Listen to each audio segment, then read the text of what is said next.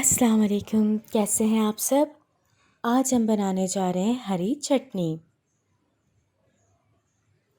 तो चलते हैं फिर इंग्रेडिएंट्स की तरफ।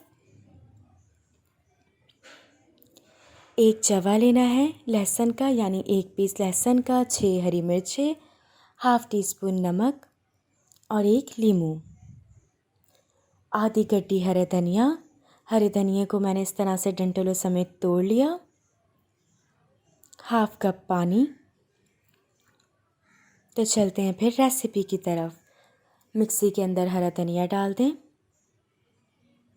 साथ ही हरी मिर्चें और लहसुन का जवा भी। नमक अभी नहीं डालना। साथ ही इसमें हाफ़ कप पानी डाल दें